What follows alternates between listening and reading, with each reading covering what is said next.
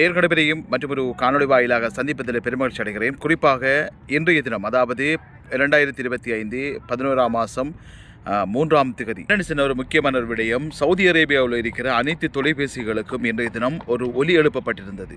இது என்னென்னு சொன்னால், ஒரு அவசர நிலையில் மக்களுக்கு விழிப்படைய செய்வதற்காக இந்த அலாம் ஒத்திகை பார்க்கப்பட்டிருப்பதாக சொல்லப்படுகிறது.